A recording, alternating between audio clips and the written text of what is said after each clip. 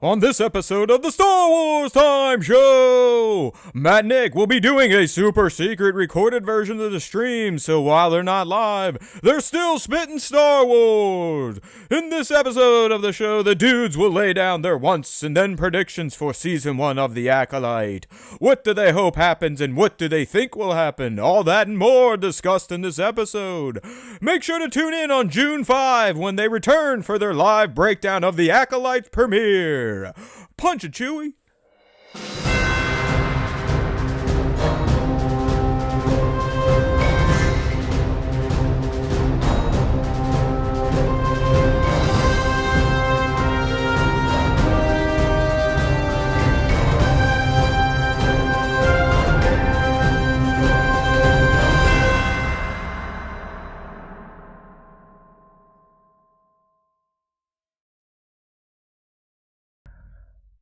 Hey, now, nobody. That's right, nobody, because no one's here. It's just Nick and I. It's like it's 2015 all over again.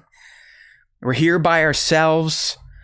The usual court jesters aren't in the live stream chat, but that's by design, right? If you've been paying attention, you knew we were going to have this little bonus drop for you 1 week prior to the debut of the two-part premiere of The Acolyte on Disney Plus coming June 4.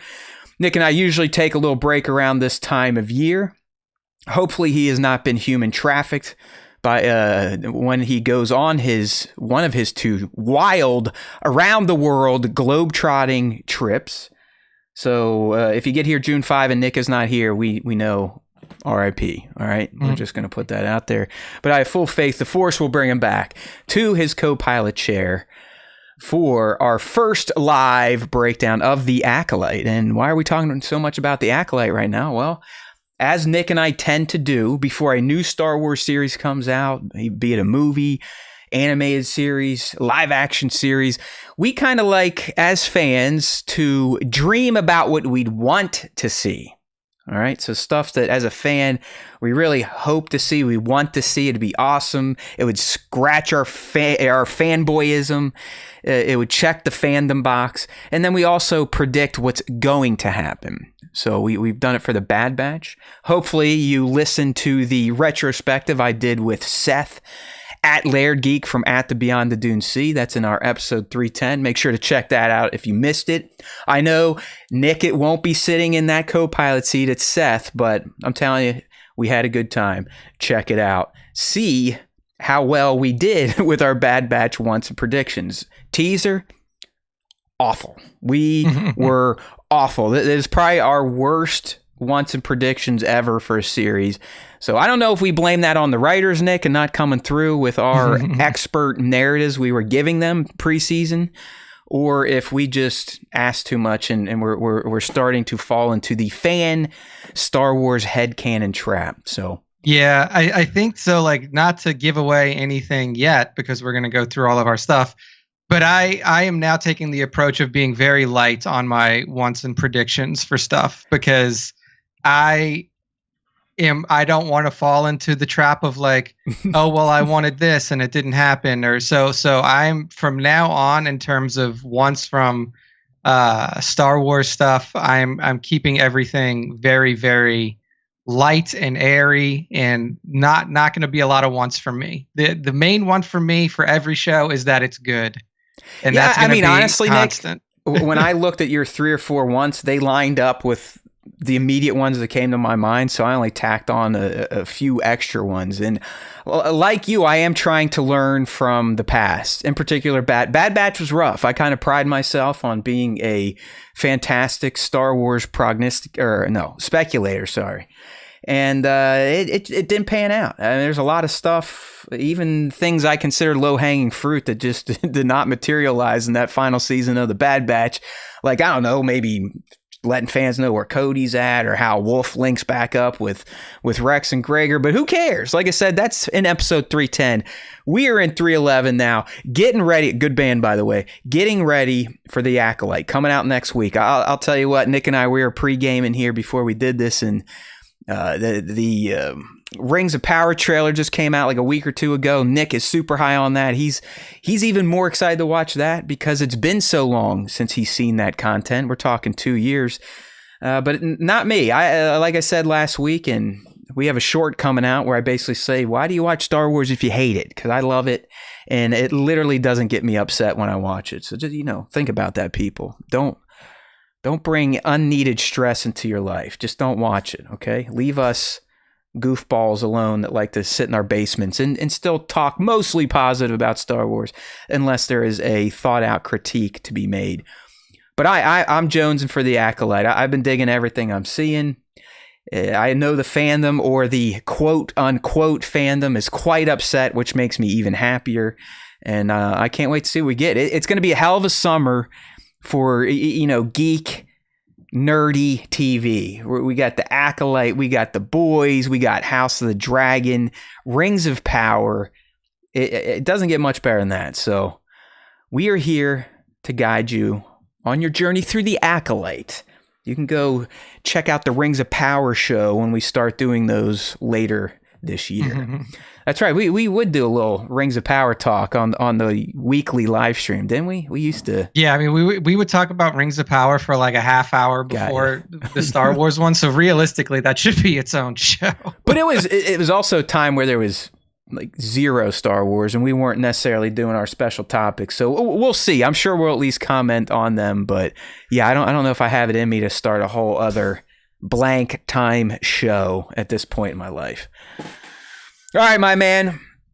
I promise you, we try to keep this pretty quick. We're not doing the usual shit. Our usual accoutrements aren't around here. We're not doing Ask Us Anything. We're not doing Question of the Week. We're not even doing the top 5.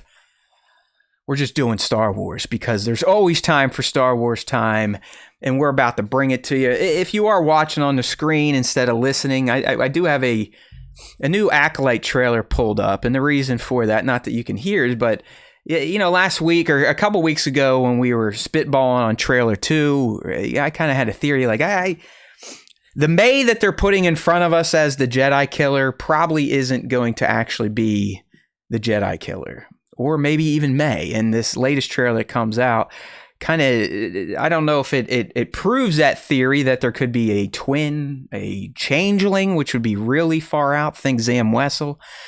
But it does look like, at least in the present storyline, that the Jedi, Sol, Jecki, or it could be clever trailer editing like Nick is guessing, are chasing after a May who doesn't seem like she should be chased. She's like, hey, listen, I didn't do it. You got to believe me. So, we're not going to drill into that because that's not for today. But just to get it out there one more time, there seems to be more than one May or some clever time-jumping edits in the trailer here, Nick. I know you really don't want it to be the twin, and, who knows? It does seem like they're laying enough breadcrumbs now to hint like, hey, what you're seeing is definitely not what you're going to get, which I guess is a good thing in the end, right? We don't want to know everything, but you also don't want it to just be this twin thing, right? Yeah, honestly, like, I know what people are going to say, oh, Luke and Leia were twins. It's like, yeah, I get it. But it took 9 movies to tell that story. Like, you also didn't know it. Like, you didn't know, like, if you're going to have something like that, don't tease it, or like, don't set it up, because then it loses its efficacy. Because you're like, oh yeah, well, from the trailers, I knew she was a twin, or I knew that, whatever. Yeah. So you probably have a point. But if you did it like, yeah, so like if you did it like you did in the original trilogy, where you had no fucking clue, and Nick, you let them commit incest a little bit to really sell it.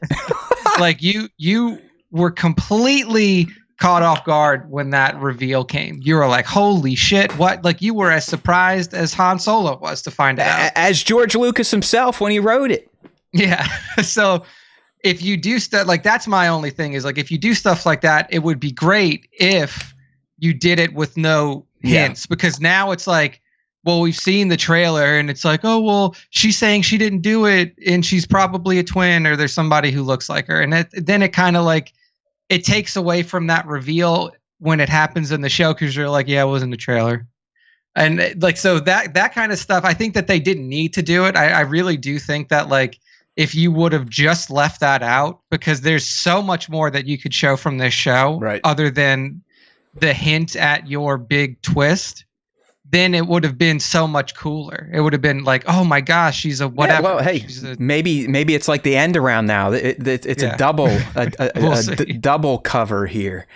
The other interesting things in this TV spot, for the first time, Nick, we heard Dark Side User and Acolyte actually spoken by, I think, Yord or whatever the hell his name is, and Homeboy teeth mask thing. In those scenes, we've seen May, and we believe it's Acto. He also lights his red saber there too. So, hey, whatever. Like I said, we're not here to break down TV spots. We're here to give you what the SWTS bros want to see in the Acolyte. All right, this is what we want to see. These are not speculations. These are not predictions. These are ideas, narrative ideas, or tropes we want to see in the Acolyte, because we think it'll just make it that much more better. It will provide that many more lore connecting dots to the existing canon. All right, so without further ado, my friends, here we go. The Acolyte WANTS, and these aren't really in order, ranked or anything. There's just Nick and I spitballing. We'll riff on them. We'll see where they go. But up first, what we want to see is we really want to see, hear, learn, be exposed to the dark side connections to one Sheev Palpatine. Right, Nick? We know Sheev isn't around. We know he's not even a sperm in his daddy's nutsack. But we do want to see his lineage, his dark side lineage, Nick, which technically should be Tenebris to Plagueis to Sheevis.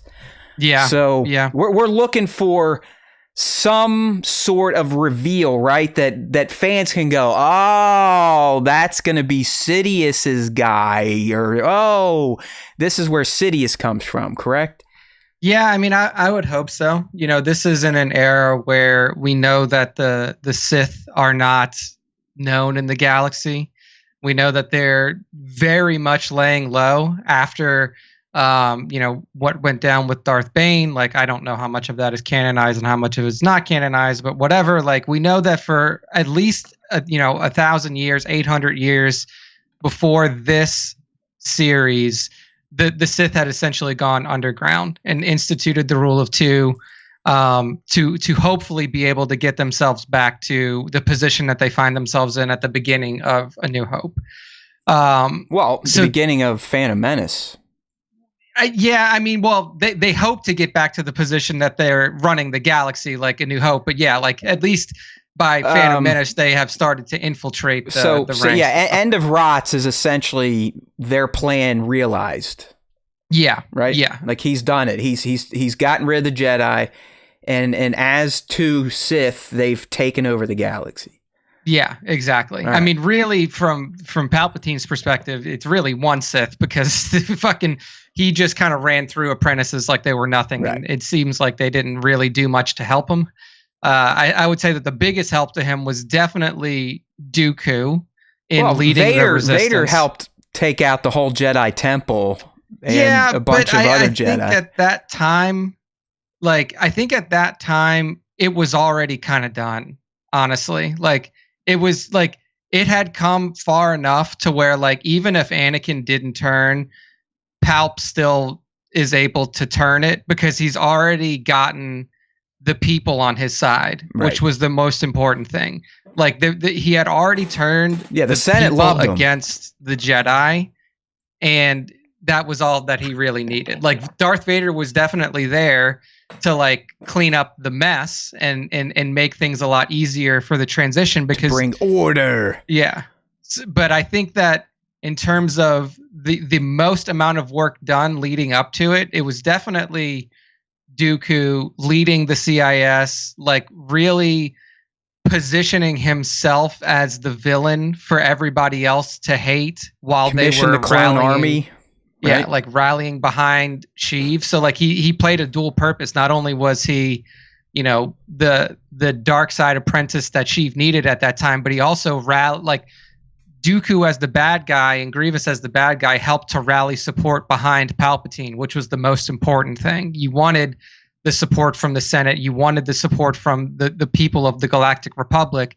So when he put his plan into motion, there wasn't this huge resistance or rebellion that happened right as he started to transition power. Like Darth Vader was there, and yeah, he like killed some Jedi and made that easier. But I think that even if Vader wasn't there, the transition from Galactic Republic to Empire still would have happened. It would have been messier, but the support of the people and the large majority of the Senate was already there. So even if Vader wasn't there, Padme said, I mean, the Senate essentially celebrated the death of democracy. Yeah. So they were like, sweet. And, you know, it's kind of similar to what we're looking at here in the States is there's a faction of humans that would prefer for us to turn into Russia. And it doesn't make any sense to anyone that has a functioning brain and understands history and what Russia is and who Putin is. But hey, here we are.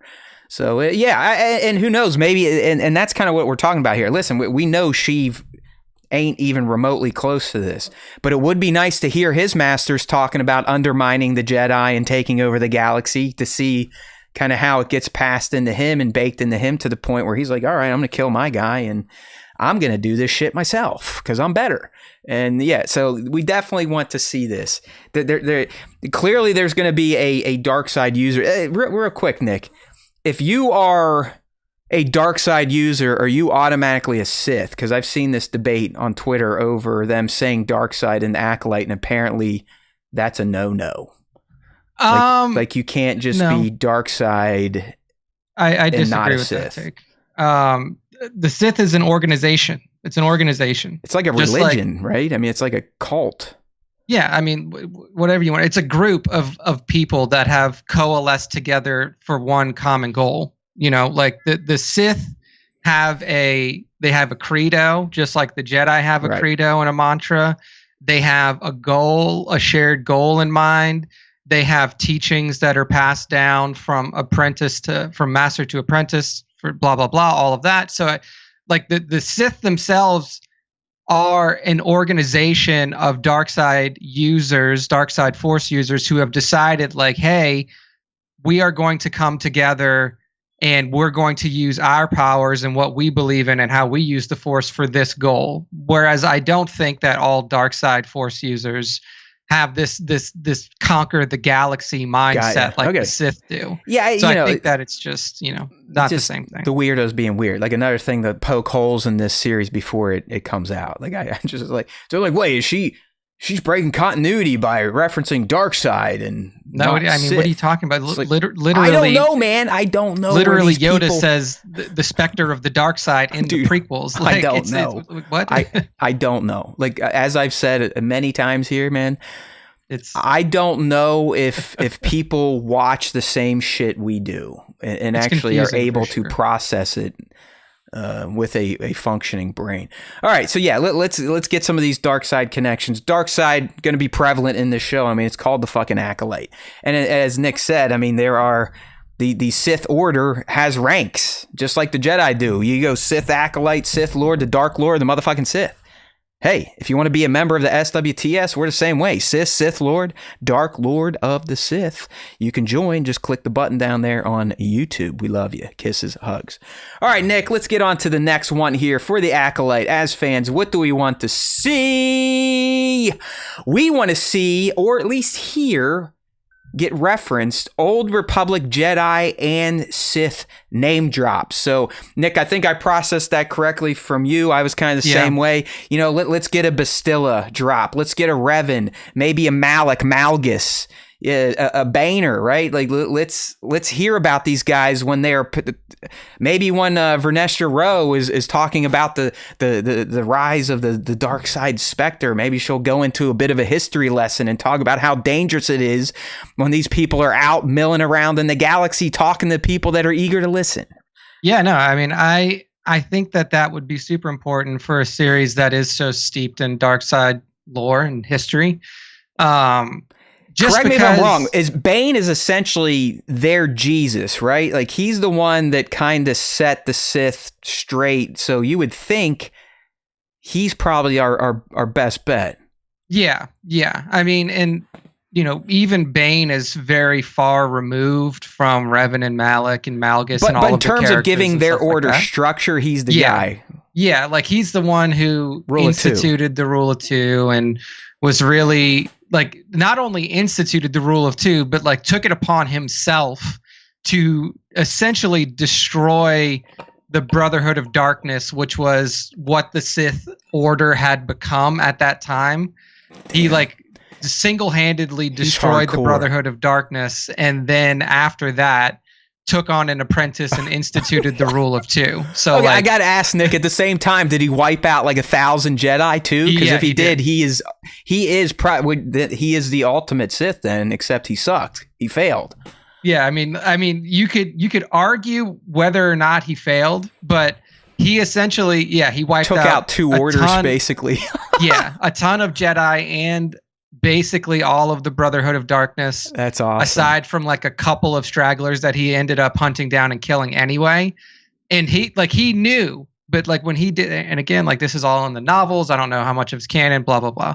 But when he did this, he knew, he's like, I am not going to reap the benefit from this. Like it's not like I'm going to institute this rule too. And then before I die, I'm going to become the leader of the galaxy. Like he knew that this was a very long game plan, and that over time, if his plan were to hold, that the Sith would get stronger and stronger and stronger up to a point to where they could do something like Palpatine did. So ultimately, he won. Like what he instituted and what his plan was what helped, or what caused the Sith to go from a rowdy order of dark side Force users who were just constantly killing each other to powerful enough to be able to wrest control away from the Jedi diplomatically. I mean, he does it. He does it through the Senate. That's the best part.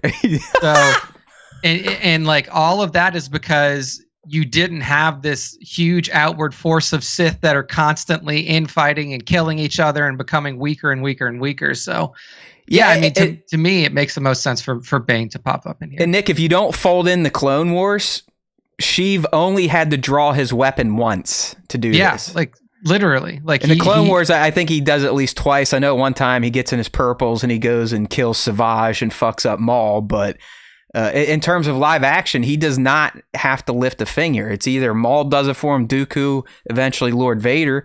Outside of Mace showing up with his goons, that's the only physical action he had to get with. Yeah. I mean, it was masterfully done. So I think that Bane's a no-brainer. I mean, I say you Bane's would think a no-brainer. so, because they could kind of, you would think the Jedi at least know about the rule of two at this point in time, and it, to me, again, as a fan, in my head, if I'm writing a show about this where, hey, there's the specter of the dark side arising again, this is a scene I would have. A nice little, you Padawans have no clue what this is or how this could happen. Well, here you go. This is who started the rule of two. This is why they are apparently hidden, but maybe they're not. Maybe they're not so hidden anymore. Why are they coming out? Why are they making themselves known? I'm not sure. Like, and the thing is like I don't know if they knew about the rule of two. The rule of two was only known to the two Sith at the time. I don't know what the Jedi know. They learn at some point, because remember in the Phantom Menace, Yoda straight drops. Always two there are, no more, no less. And it may be here that they learn it. I mean, we know that from what we know of this series, we know that there should be a group of Jedi that are doing exploration in some of the unexplored regions of the galaxy at this time. That doesn't mean that they're going to Exegol. It doesn't mean that they're going into the unknown regions.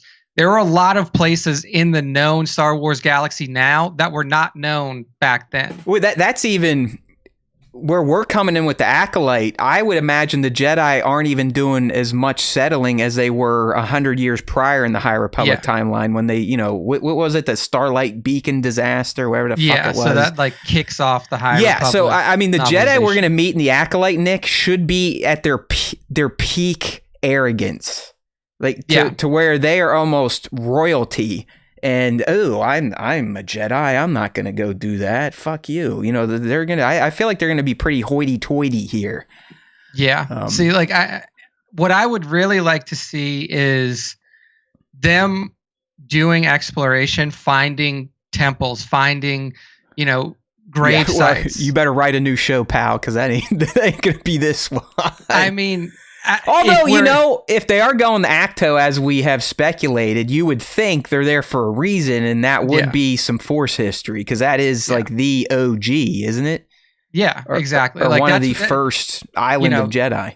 Yeah, that was like one of the first Jedi academies ever established. Like maybe we see them go to other locations with history there, Tython. and then they learn. Tython would be great because we've already seen it in the Mandoverse. So I mean, it would make total sense for them to go there. The founding of the Force was on Tython. The ice planet.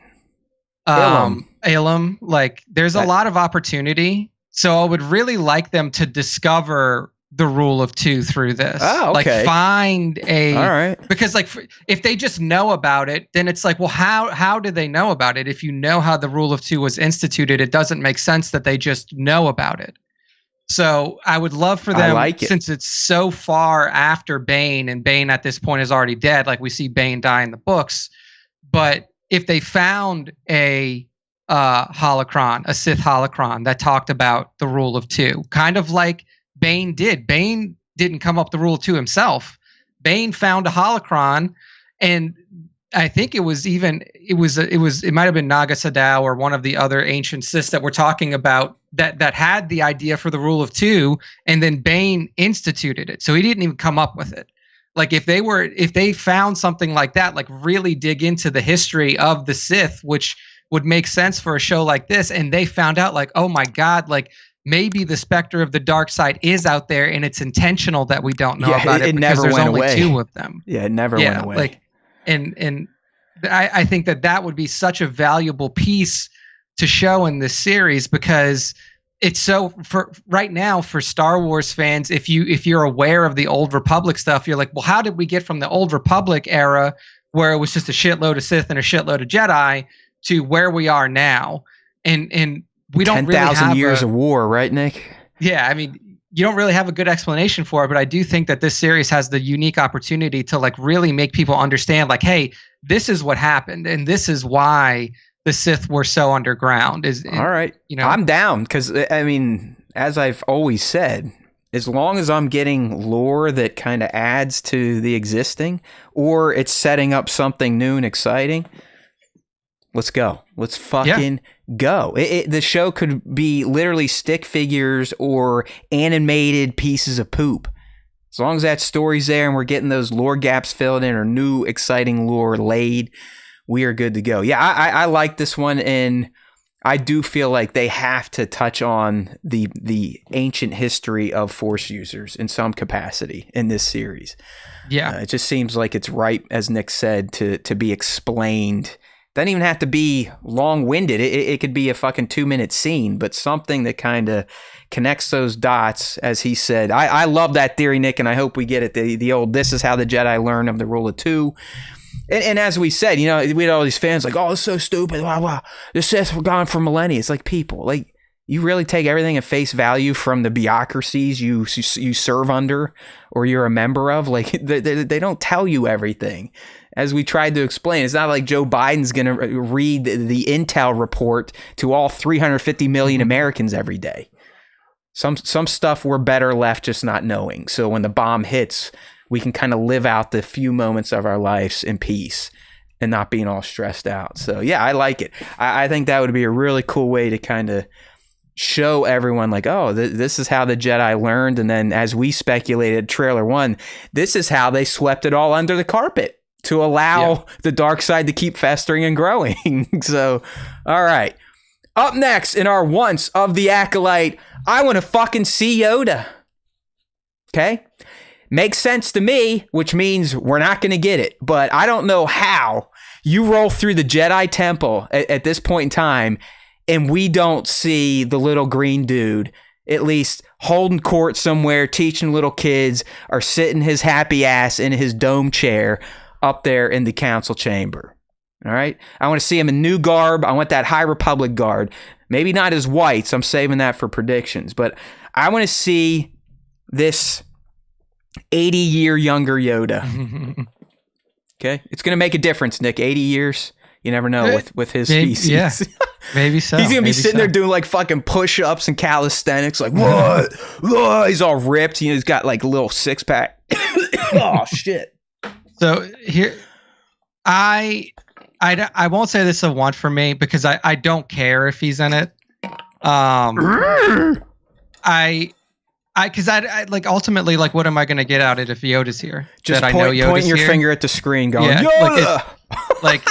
like he's not gonna add like here's what I'll say. He's not gonna add anything to the story because we already know what his character's like. We've been exposed to his character since the beginning, since the OT. So we know Yoda. Like Nick, what if he completely subverts your expectations and he's the one like, yeah, let's go kill these motherfuckers. Shit. Fuck this shit. if they showed me a different Yoda, then maybe, but like it's just like I don't care if he's in it or not. It's not a want for me because there's so many. We're in a completely new era. Like there's so many other characters that we should be introduced to. So like if he's there in passing, or if he's like, there's like a shot of the council and or a scene with the council and he's on the council and he's talking there, I'm totally cool with that. But if he's not, I don't care. Hey man, when you've been training Jedi for 900 years. You should be at that Jedi temple. That's all I'm saying. To me, it would be almost odd to not have Yoda show up in a show about the Jedi Order when he has already been a fixture in the Order for probably 800 years at this point in time. So that's all I'm saying. It just makes too much sense. And, I want to see the little guy. I do want to see his temperament. Is he still this hubris, hear no, see no, speak no motherfucker that led to the end of his order? Or do we actually see events take place that make him more into that in the Yoda we get by the time the Phantom Menace rolls around? So there he is up there. Look at him. His little browns. See, you don't want to see him in a new outfit, Nick. It just means new figures. You can dress him up, put on different accessories. Like... I just like I've been saying it for so long. Like I want to get away from all of the shit that we already know. I want to get away. He's going to be hard just because of how old he is and how many generations this fucker spanned. I mean, he almost made it it's just, a millennia. But I think that even in this, I think that this one is a really good opportunity to where you could like not have him in there because I don't think he's necessary. No, he technically isn't. What I would like to see, I'd like to see Yoda get bitched by someone else. Like him actually like not... somebody talk down to him or something yes! like that. Like Vernesh just like, yo, fuck you. You're not the only green motherfucker in this order. Something like that. I think that would be fun. That would be different, but it's not going to happen. All right. Yeah. Like I said, that was one of my personal ones there. He just makes too much sense. And why not? It's always fun to hear this guy speaking backwards like a douchebag. All right, our next one here, and Nick, I think I added this one in too, so I'll be interested to hear what you have to say about it. But I want to hear something about the Chosen One prophecy. All right, if this acolyte is out and about and they're talking about the resurgence of potential dark side users, doesn't that seem like a natural time to kind of talk about the prophecy and how at one point in time this Chosen One will bring balance to the Force? I guess so, but the thing, like, I don't know. How long the prophecy has been around? Most prophecies that I know of, at least human ones, are older than 80 years. So I would think if they're calling it a prophecy, that it's probably been shared through at least a couple generations of Jedi. Yeah, let's see. I mean, ancient. I'm just reading this off of Star Wars Wiki, and this isn't even the fucking. Let me click over to the canon one. Chosen One central figure, blah blah blah blah blah. We're established by the Jedi prophecy origin. Let's see here. What does it tell me? Only through sacrifice of many Jedi will the Order cleanse the sin done to the nameless. The danger of the past is not the past, but sleeps in an egg. When the egg cracks, it will threaten the galaxy, in the entire galaxy. When the Force itself sickens, past and future must split and combine. A Chosen One shall come, born of no father, and through him will ultimate balance in the Force be restored. So that is the actual language of the prophecy. That's some hippie ass shit. I mean, that is like fucking old school religion stuff. Yeah, this is like if you've ever read prophecy or read prophetical stuff. That's as prophetic as it gets. Yeah, Nick. It's like it's about ye oldie prophecies. So I do think it has a place there, and it to me at least it would make sense for that to be brought up on the Jedi side. Like, I don't know. I think it works. I think it works. Yeah, I think it can work too, for sure. It would be interesting to see in what context it would be brought up.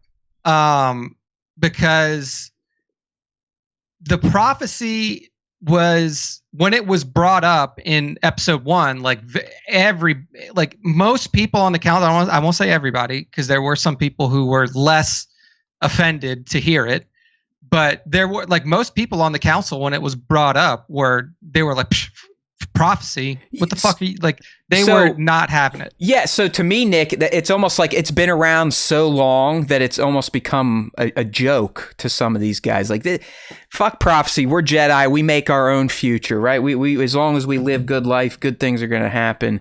Prophecy's bullshit. So it probably has been kicked around the order forever. And you are right. Yeah. It seems like, I mean, even Mace Windu's like, you refer to the prophecy that bring balance to the Force, Qui-Gon, you fucking jerk! So I think you're onto something there. It could be brought up in a way where it almost causes a bit of contention or argument in the order. Like, that's hippie shit, guys. We are modern Jedi. We don't. What do we need the Chosen One for? Fuck the dark side. It's gone. Yeah. And then the dark side shows up and they're like, oh shit, well, we better get cooking Anakin. Yeah, so it's very interesting. It's very interesting because obviously the prophecy would be long-standing and would still, like, people would know about it, and especially like the masters of the Jedi Order. I really don't think that a general like Jedi Knight or like a Jedi Padawan, I don't think that they learn about that. I think that dude, they teach them about Peridia. They probably teach them about this. But are you going to tell them about a prophecy that like, hey, let me teach you about this prophecy about the Chosen One that's going to bring balance, and in the fucking prophecy it says that all of the Jedi need to die in order for the order to be cleansed. I don't know if that's like something that you would teach to a kid. Like, well, it's also like, I can't remember, but wasn't Kenobi kind of even to Qui-Gon like, really, master? Like, this is, you're going on this Chosen One horse shit? Maybe. I don't remember what I can't remember exactly. He definitely what his didn't. He felt more like a Mace, even though Qui-Gon was his guy. He was kind of like, yeah. All right, man. You and the living Force. I guess I'll have to buy into it. Yeah, I'll say this: if it's brought up, it would make sense. But I don't see a big place for it here. Like, I don't think that it would be like a central story, but maybe it's like something like that. No, dude. Pretty much everyone in here is just random side bullshit, like fan checklist stuff. So yeah, this doesn't become a thing. It's just in passing conversation talking about, acolytes here or this or that. I could see the Chosen One prophecy kind of butting up against those conversations. Like, maybe is the prophecy coming true then? Blah, blah, blah. Is this going to lead to chaos and blah? So that's kind of why I was like, yeah, I would like to see a little nod to the Chosen One. Why not? So I guess like the makers of the prophecy, I mean, I guess maybe they're not the makers, but they're attributing the prophecy of the Chosen One to the Mortis 3. Oh, Jesus. So it's like literally the Force gods. Yeah, it says, apart from the Jedi prophecy, the legend of the Chosen One was connected to the 3 ancient Force wielders, the Ones, known as the Father, Son, and Daughter, who resided on the ethereal realm of Mortis. The Father maintained balance, blah, blah. The Father sought to recruit the Chosen One as his successor, believing that only he would have the power to preserve the balance. Yeah, that was the Clone Wars thing. All right, so yeah, it's baked into their order, and they were definitely taught it because they were taught about the gods of Mortis and Peridia. So yeah, it's a thing for sure. All right, good research there, young Nick. Okay, moving right along to our next one that we want to see in the Acolyte as Star Wars fans. Mm-hmm. And it's Jedi doing shady things, Nick. Right? Yeah, I think that's a good one. I want to see them doing things that they think are righteous, but as a viewer, we're going, yeah, that doesn't look right. You know what I mean? Does that make sense? like we're so used to seeing subjugation. Well, like subjugation in the galaxy, which is like the Empire coming through and really like, hey, we're taking over your fucking planet, and there's nothing you can do about it. Like forcing people into subjugation and into the Empire. But like we had brought this up in a previous podcast a few weeks ago before both Matt and I took our little break, where this is going to be an era in the galaxy where it's the Jedi that are really going out there and like, hey, you should join the Galactic Republic because we'll give you all of this. So like not necessarily subjugation, but like really being heavy-handed with bringing systems under the Galactic Republic banner. And that's going to cause a lot of uncomfortable feelings. And we've already heard that in the trailers, you know, people talking about, you know, well, you know, what the Jedi are doing is not okay. And, you know, like what the problems with the Jedi Order are. So I do think that like we are going to see some, I guess you would say, you know, maybe underhanded, not completely honest dealings from the Jedi themselves. And I do think that's going to happen. And really to kind of build upon your point from a few weeks back, which I thought was fantastic. I mean, who knows if the people that listen to our show were able to actually understand what you were saying. But think about it as Nick kind of postulated. Think about the Jedi as the white Christians, the early settlers of our country, that in the name of God justified sanctioned genocide of the Native Americans. Right? They thought they were doing God's work. Like the white people were like, no, this is what God wants.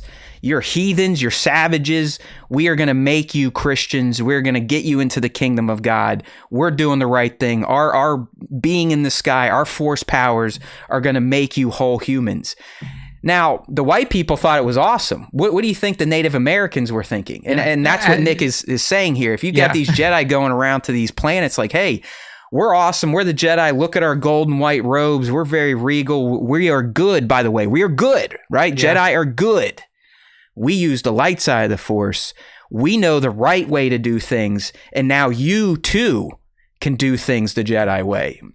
As Nick, again, expertly predicted, there's going to be characters like Kamir, played by Manny Jacinto in The Acolyte, that aren't going to be talking favorably about the Jedi. So I want to see some of the bullshit that the Jedi are doing. Mm-hmm. I do want to see them maybe go into a town and almost kind of, you know, marshal it down. What's it called?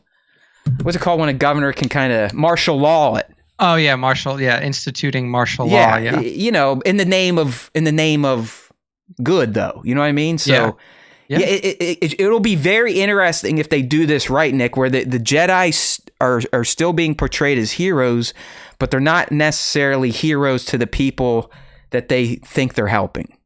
Yeah, no, I mean, I 100% agree. I mean, they're essentially doing the same thing. Like they're going around and saying like, hey, it's our duty to protect you.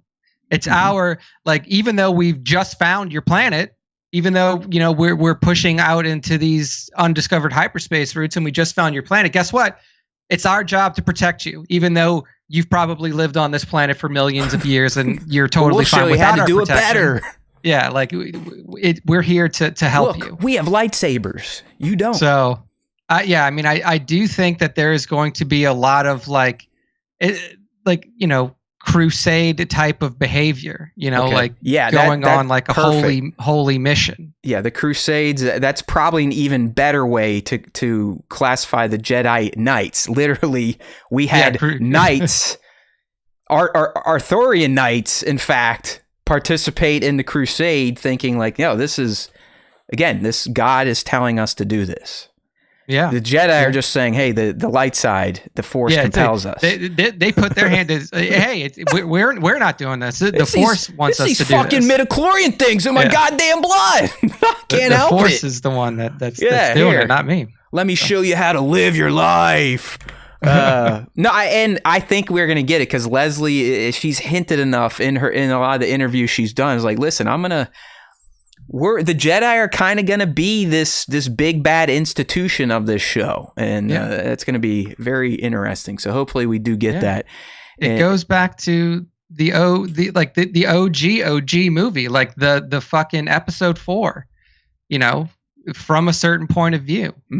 You know, like it goes back to that because we've only ever seen Star Wars through the point of view of the good guys, from the Jedi, where they're like, what did we like? All we've ever done is wanted to protect everybody. All we've ever wanted to do was have a harmonious, balanced galaxy with no war, no anger, no hatred, none of this. That's the only perspective that we've ever seen it through.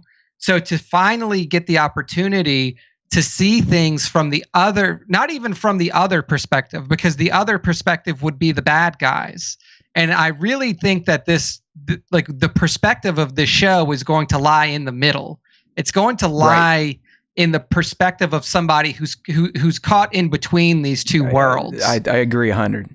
And you'll be able to really see like both sides for what they really are. And I think that that's what we haven't been able to see yet. We've never really been able to see the true colors of either side, because you're always looking through the lens of like the good guys and they're the bad guys. And now this is going to give us a very different perspective on the powers in the galaxy. And I think it's going to be really interesting for sure. Yeah, I mean, dude, you got to wonder. I know I always kind of thought about this, but when it does come time for Sheev to flip the switch and make the Jedi the bad guys, the entire galaxy goes along with it, lickety split. Like, no question. Yeah, they're like, oh yeah, sure. Those guys that always said they were good and really only typically did good stuff. Yeah, fuck them. They definitely were evil. Yeah.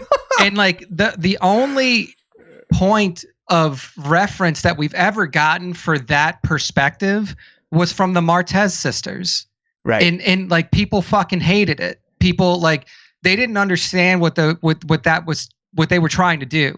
They were trying to show like why regular everyday people who most of the time have no involvement with the Jedi or the Senate or the whatever, like the galactic government, were totally fine with like what was happening with Order 66 and completely bought the fact that the Jedi were the bad guys, because from the Martez sisters' point of view, they're like, I remember when the Jedi came down and caused havoc to where we lived. Killed their parents when they were chasing Cad Bane, right? Yeah, exactly. So it's like, yeah, of course. Like I've seen the bad that the Jedi do. I've seen that they're not perfect people. I forgot about that. That's a great point. The Martez, you're right.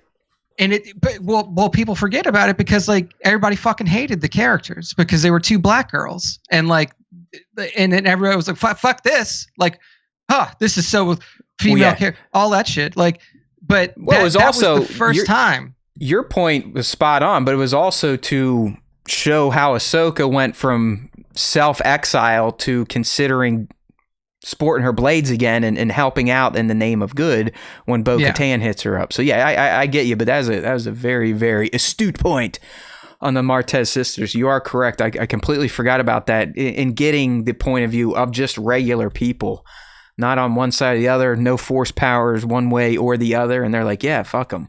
They killed our family and basically just said, oh, tough shit. May the force be with you. See ya. I believe it was Luminara too. It was like, oh, sorry about that. See ya. Yeah, oops. All right. No, that's good shit. All right. So yeah, Jedi doing shady things, it's pretty much inevitable. And our next one for the Acolyte season 1, it kind of plays into this one, how the galaxy perceives the Jedi. So we want to see the Jedi doing shitty stuff, but I think, Nick, we want to get more conversation like we got in trailer 2 from Kamir, where he sets it up. He's like, yo, the Jedi basically are a fucking lie. Like they're this peace that they promise, it's all bullshit. And Mother Anastasia also kind of hints at like, hey, you know, who's who to tell you and how to be you, use your power, so on and so forth. So not only do we want to see the Jedi doing shady shit, I kind of want to hear around the galaxy, just as Nick said, Martez sister style, how are we feeling about the Order 80 years prior to the beginning of its fall? Yeah, I mean, because we know that CIS pops up relatively soon. Like, we're 80 years out from the CIS, like being, like starting a war, like a serious, like intergalactic war with, like against the Jedi. 80 years isn't that long of a time, And at this point, the whole galaxy isn't even fully explored yet. So it doesn't take very long for the Jedi to really start to wear thin on the galaxy as a whole. Like it takes, I mean, from what we can gather here, less than 200 years for everybody to be like, this is fucking not cool. Like whatever the Jedi are doing at this time is starting to weigh heavily enough on people that within one generation, there's a full-scale galactic civil war. Yeah. And the Jedi get blamed for it and they get extincted. Yeah, and everybody's like, yeah, totally. Yeah, cool. I'm down Sounds with that. good to me. Yeah, fine. I never liked those guys anyway.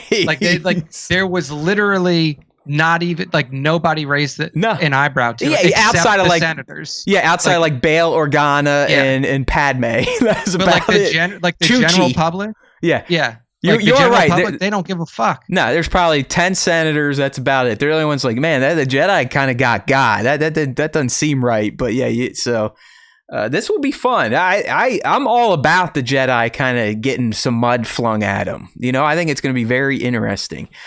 Okay, here we go. Next one for the Acolyte S1. I want to see some dark side Senate corruption. And this is actually a funny shot, and I took this from, I believe, a High Republic comment. But if you read it, even the Jedi here, like, listen, hey, we're Jedi. We're coming into the Senate because we're going to tell you what you need to hear about the Starlight Beacon disaster. We are the Jedi. We are the only ones that can communicate what actually happened to you all. And that's not what I want to see. I do want to see kind of, are we already seeing how it was so easy for Sheev and his allies, like the Masamitas and the Slies, to kind of just eat up the Senate and get them to do their bidding without them even knowing that they're doing your bidding. Yeah. I mean, we're like is there a predecessor, I guess, for Sheev? You know what I mean? Something like that. Yeah. I don't know if like a predecessor would be the way or that I would think about it. A model, you know, not someone he looks to, but someone us as fans can go like, all right, yeah, this is kind of the path Sheev is going to take here. Yeah. I definitely think that we're going to get severe corruption because it's a government and like all governments have severe corruption. Just fucking deal with it. That's just how governments look at it. So I do think that there is going to be corruption, and I think that what you're going to start to see, and like one thing that people also don't like really take into account when thinking about like the rapid expansion of the Galactic Republic and how that affects like the stabilization of the government itself, is that like when you're a small organization, like let's just take this in terms of like, hey, there's only 10 planets in the Galactic Republic when it starts. Your government is so much more easy to control or so much more easy to manage because there's only probably 25 people in it. You have a galactic senator, you probably have a galactic, like a planet-wide senator, you have a planet-wide representative, then you have the chancellor of the Senate, and then the rest of the people representing the other planets. So you have like a relatively small group of people, and it's much easier to have conversations and to get everybody on the same page and to act as one. But then as the Galactic Republic expands and it's hundreds of planets, thousands of planets, and representation gets so much harder to manage and to track, and the conversation gets splintered and everything like that happens, it's so much easier to have corruption. It's so much easier to have corruption when the numbers are large. And I don't think that we're going to see it in this show, but I do think that that was something that ultimately led to the downfall of the Galactic Republic, is that it was too big to sustain itself. It was inevitable that with a government that size, that it was going to crumble under the weight of its own corruption, because there's too many people that don't communicate with each other that are supposed to be working together. Dude, I'd say by the time we get to the Phantom Menace, I'd say 3/4 of the Senate is fully corrupt. Maybe not by the dark side or by Sheev, but by their own interests, like any other fucking politician could be. Exactly. Like and I don't even think that it's going to be dark side related in necessarily in here. Maybe it could be. Maybe there could be some influence. Like you see a senator meet with Tooth Mask or something. Like, hey, like something like that. This is where the Jedi are going to be at this point in time. Yeah, but I do think that it is literally going to come down to personal interests, just like general corruption is going to be rampant, especially in a time period where there's a lot of destabilization because of the Starlight Beacon disaster and a lot of uncertainty around, well, what is being discovered? Like, who are we bringing into this? Like, think about if you're a member, like an original member planet of the Galactic Republic, like you're one of the first 10 planets that was in it, and then the 50th planet joins, and you've never even heard of this planet. This planet's something that was discovered, 2 cycles ago, and then all of a sudden they're a part of your government. You've never even met these people. You don't know what their goals are. You don't know what their ultimate, like their stance is on galactic politics. Like, people don't trust people because they don't know each other. People don't know what this fucking planet is because it was just discovered, and now they're a part of your government. So I do think that there's going to be a lot of unease in general in the Senate for sure. Yeah, I mean, I think it's one of the reasons. I mean, there's multiple reasons to love Andor, but it was just the pure politics in your face, especially on the Mon Mothma side, the Coruscant thread sides. I dig that shit. So yeah, I hope we get some check-ins with the non-Force users of Star Wars in the Acolyte. All right, Nick, I think we got 2 more here in our wants, and then we'll move into our predictions and wrap this little special the Acolyte season show for you. And up next we have, go ahead, you can switch anytime here. Did I miss one? No, maybe I think it's just the good storytelling is next, right? Yeah, you're right. I don't know what's going on. It's like it skips, it goes 7 to 8, then 9 is the same as 8. Yeah, 8 and 9 are the same. Hold on. I guess that's why I write shit down. Yeah, it's the same shit. I'm just stupid. All right. Yeah, perfect. I think you probably just uploaded the picture twice. All good. Yeah, Nick is correct. All right, and the last one here coming straight from the man himself. Nick's like, fuck it. I don't need anything special. I don't need to see any fucking Yodas. I don't need anything but good storytelling. Yeah. I think that explain it to the fans for you, Nick. What does that mean? How's that box going to be checked for you? I think that in this era, it's much easier. They pick all our wants and they feature them in the show. No. What I really want is like I said, I think it's easier in this era because you're not beholden to anything else. Like you don't have to talk about the Chosen One, and it doesn't matter if you do or don't. And you don't have to have Yoda in it, and it doesn't matter if you do or don't. He's right again. Like, what I want to see out of it is like good storytelling in terms of good character development for the characters that we're focusing on, good world building and expansion of like the current understanding of what the galaxy's like in Star Wars. Because again, like this is a time period, even though it's only 80 years from TPM, it's a new time period that we've never explored before. So take your time in building the lore and history of what's going on in this time period through your characters and through your storytelling with the world itself. That's what I want. Like I want to come out of this show and be like, dude, this time period in Star Wars is really interesting, and I hope there's more content out of it. Like I don't want to feel like, okay, well this story's done, so let's jump right to TPM. I want them to be able to flesh out that like the High Republic series or the High Republic time period in a way that makes it really engaging and interesting, and then I have a desire for more storytelling to happen in that era, because like I've said so many times, I'm really kind of petered out on the fucking prequel in between OT time period. I think it's oversaturated. I think that the storytelling has become weaker as the shows around that period have come out. And I really do think that it's time for Star Wars to put the amount of focus that has been on the prequel pre-OT time period into a different era. And I really want them to dedicate resources and time to making the High Republic that new era that they build out.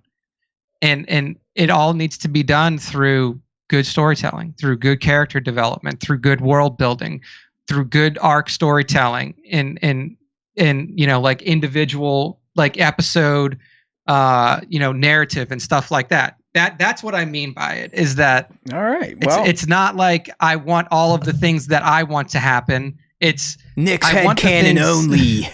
Yeah, it's like I want the things that do happen to be in service to building out a really awesome time period in Star Wars history. Well, just based on what Leslie has said, again, it's her baby. She's going to talk about it glowingly, but she did lay out, Nick, like, hey, listen.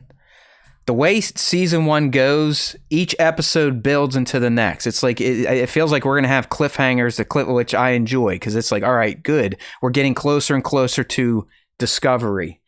She also said by the end of the season, fans will have felt like they have gotten the answer. But she also hinted, Nick, and this is what you want. She's like, but things are going to be done in a way that I could do a second season if they greenlight it, if fans like it, if it warrants more stories. So it does sound like she is. It's not like what Nick is fearing, where the Acolyte ends and it's final. Everything's been answered. Let's just go right to TPM. Leslie has said she's made it in a way that every episode builds into the next. So it's like a season-long mystery that is just going to fucking boil up until the end and then punch us all in the face, give us some resolution, but ultimately not so much resolution that she's going to shut the door on this franchise. So I think as long as this season is done well, and maybe we can even get some of the quote-unquote fans to actually watch it and enjoy it, even though their dumb brains are going to tell them, no, you can't like this. It's from Disney. It's from a trans person. You can't like it. They can't make stuff as good as white men. I think we are going to get a more fleshed out pre-prequel timeline. The creator has not, I'm sorry, the maker, his birthday a few weeks ago, May 14th. Leslie, as the creator of Acolyte, she has laid it out there that, yeah, she definitely has more in the tank to tell. And she even teased, like, yeah, hey, if I get a second season, I'm gonna sprinkle in a few more High Republic Jedi and character things too. So yeah, no, I mean, I think that there's an opportunity with this show that is really interesting. It's the first time we've ever gone like back since the Skywalker saga has ended. Like, it's the first time that we're really exploring a galaxy that isn't at the behest of all of the characters that we know from the prequel through the OT period. Well, even through the fucking sequel trilogy. Like, you're not stuck in a time period where all of your characters are known and all of the stakes are already on the table. It's a completely new era, and I really do think that, like, even more than the sequel trilogy, which was heavily influenced by, the OT and the prequels and stuff like that, I think that the Acolyte has the opportunity to really tell an unfettered story that doesn't rely on what has already been told. And I think that that's what Disney needs. Like, the reason that people are so pissed at Disney Star Wars is because they think that it's ruining the stories that were already there. And in this era, well, those same people are already pissed because of the Kiadi Mundi line. So you're never going to win them all over, buddy. Yeah. But you do have much more unfettered access to storytelling in a time period like this. And dude, everything Leslie has said, that's what she's going for. Like, hey, I respect everything. I get the lineage, but I'm gonna make something new. I'm gonna play with these institutions and portray them in different lights that fans have never seen. And I'm all for it. Unlike, as I said, the quote unquoters, and that's what they are at this point in time. They're not really fans. They're just people that like to fan the flames of hate on the internet. That's it. They're a fan of finally getting that recognition from random strangers, because they do not get it in their real life from the people that they think love them. That's what it comes down to. That's why these people are trying to get reactions online, because no one's reacting to them in the real. All right, my friends, so those are our wants. Now we're going to move into our predictions. So these are things that we actually do think are going to happen, or in some cases, not happen when they probably should. Mm-hmm. All right, look at that. Look at this graphic work here. It's amazing. I know. I've gone to Adobe Express School. I am quite the artist these days. But here we go, Nick. The Acolyte predictions. Not as many wants. Or yeah, it's close to it. All right, so first one, again, no order, nothing really crazy. I just, May is going to have a twin, a doppelganger, something. But the May that they're portraying as murdering Jedi is not going to be the actual Jedi murderer. Yeah, I mean, I know you hate this one, Nick, but I just, based on the short trailer and what we've seen, it does seem like they're going the twin route, which I agree. Okay, hopefully they do it right if that's the case. Hey, could be Zam Wessel's fucking relative changing herself into May, working for Darth Tenebris. You never know. But it really feels like they're setting May up to not be the May. Yeah, I mean, we'll see what happens. Yeah, I do think that they have, like, I just wish that it wasn't in the trailer. I'll just say that. I just wish that they wouldn't have teased it in Nick, the trailer. that could be hope for you, though. That it is so obvious that that's another fuck you to us. Like, no, if we're going to show it to you. But I will say, with recent memory, Bad Batch trailer 1, they literally showed Crosshair in his Bad Batch armor with his brothers before he was off Tantus. So these days, you never know who's cutting these spots, man. They just fucking phoned that shit in. Here's the plot in the first trailer. Yeah, Crosshair's rescued. Omega's not with him, so she's not rescued. Yeah, that's exactly what happened. I don't know. I mean, if we're setting the bar at better than Bad Batch, I think the bar's too low. I'm not saying better than Bad Batch. I just said there's precedent where they show shit in trailers that probably shouldn't be shown these days. Oh yeah, but that's what I'm saying. Like if that's their level of like, well, we showed something like that in the Bad Batch, then like you have set your bar way too low. Like they phoned in the Bad Batch season 3 from the fucking trailers all the way up to the end of that show, and if that's how this series is going to be, we're in fucking trouble. Yeah. So we'll see. There's going to be more than meets the May. I'm going with the twin thing just because it's easy. There really is. There's the girl in the ninja mask and the purple hood. Then there's the girl with no ninja mask and regular dreads. For Christ's sakes, Nick, in the poster, there's 2 Mays. Yeah, I saw next to each other. So I don't know. Maybe she's schizophrenic and she goes in and out of these 2 personalities. Maybe someone casts a dark side spell on her and is controlling her in some fashion. That can be done, right? Is there any necromancy or any dark side powers where you can? Yeah, at least in video games you can mind control. You want to know what? You can make it the fuck up. You can make up a dark side power that does that. Exactly. But I'm pretty sure you had some of those powers in like Jedi Academy and whatnot. So yeah, May is not May. Or May is not going to be the May that is murdering Jedi. Or she is not in control of herself when she's murdering Jedi. So there we go. Okay. This red saber sporting, throwing, tooth mask wearing motherfucker. He's going to be a nobody, Nick. That's my prediction. He is our next Maroc. Mm-hmm. He's our next, what was in Bad Batch that we thought? Oh, he's our next Clone X.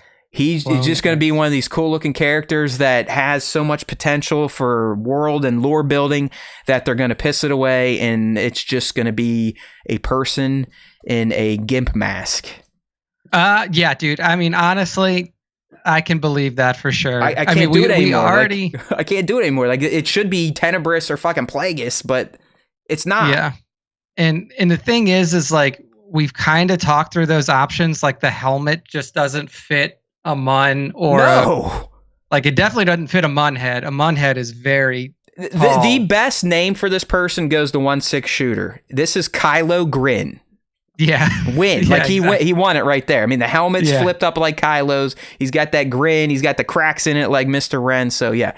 And Nick, even though it would make sense to do a reveal like, oh yeah, it's this named character, we've been fooled too many times now with these masked characters.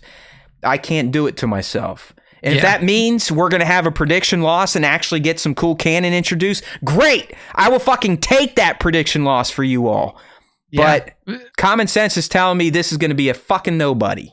What I would really like to see is like, I 100% agree that I do think that this character is going to end up being like either a nobody or what is essentially a henchman. Yeah, like an acolyte to the actual Sith Lord. Yeah, exactly. If that, like it could be like a wannabe acolyte or like a dark side, pretender.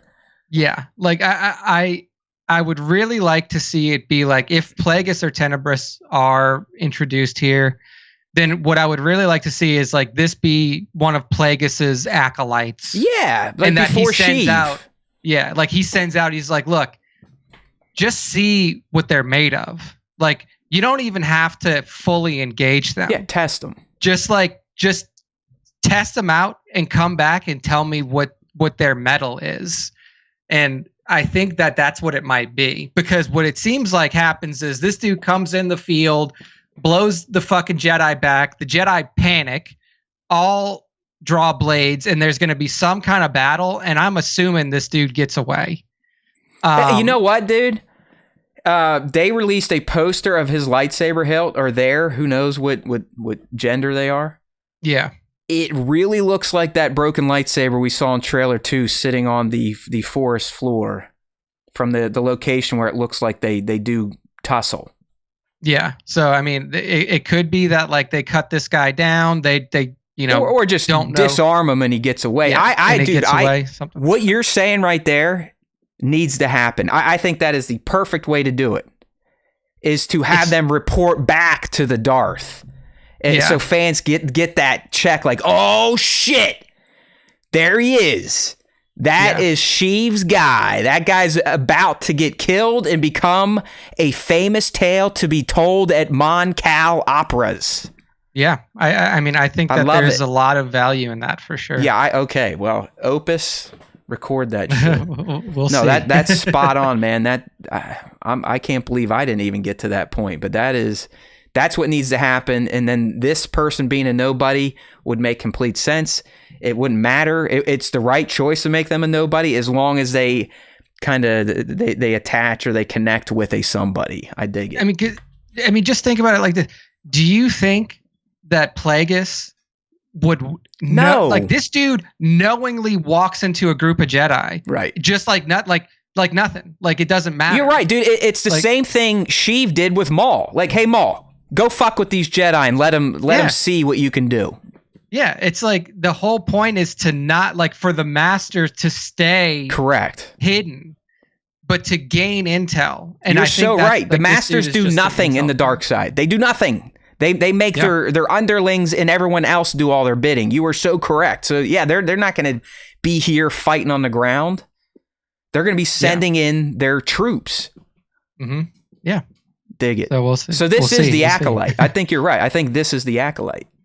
Could be. Yeah, it could be. It could be that it's like a case of mistaken identity, that like that they think that May is the Acolyte and this is really the Acolyte, right. And maybe maybe this is a shape changer, maybe this is May's twin, or maybe this is just this is who's fooling them. It does look like purple ninja form May is going to kill Indara.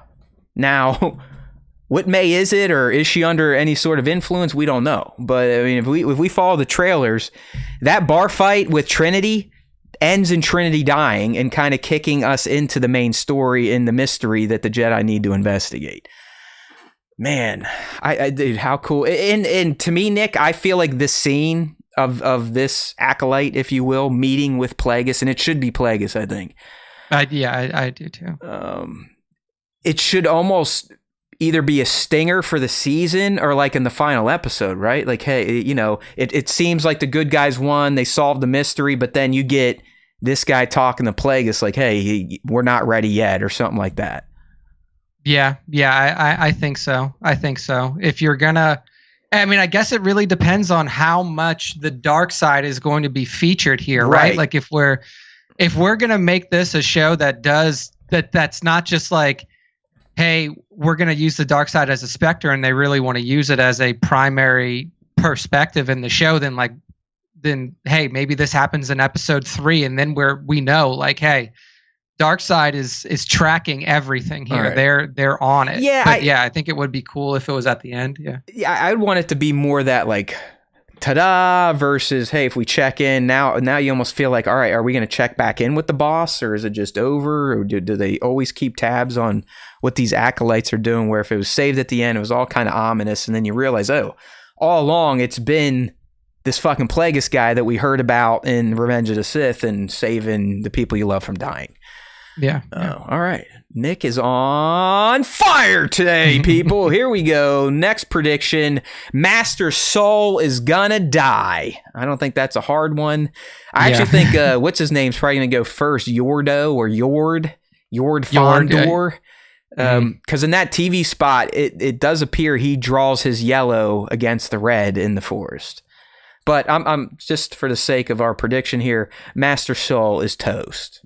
Yeah, I agree with that. Do most of the Jedi that go on the mission, are they toast and no one truly finds out what they were doing in the end? Kind of how we speculated after the first trailer. Yeah, I mean, there is a question of, is it active suppression by the Jedi Order to not let this information get out, or if it really is death. Like, they're just lost and you cut it up to whatever. Because at this time, like, the Nihil are out there, and there's like, it's not like the galaxy is in a complete state of peace. Like, there's other, bad stuff happening out there. There's no galactic-wide conflict, though. No, nothing like that. But it's like, it wouldn't be like, it would be something to investigate if a group of Jedi went missing, but it would also be like, okay, we know that there are dangerous factions out there. Let's not let anyone know that we lost a bunch of Jedi. that could do this. So yeah, I mean, I think Master Soul's going to die. I think that a lot of the characters that we see on the Jedi side are going to die. And yeah, that could be why there is such a information lack gap. Of information, like a big information gap, or they actually find out about it, and then the real sin of the Jedi is the suppression. The suppression of information. I do. I honestly think it's going to be a combination of the both. I think a lot of the main party gets whacked, and but the Order has learned enough that they probably could do something or say something about it, but they choose or make a pact not to.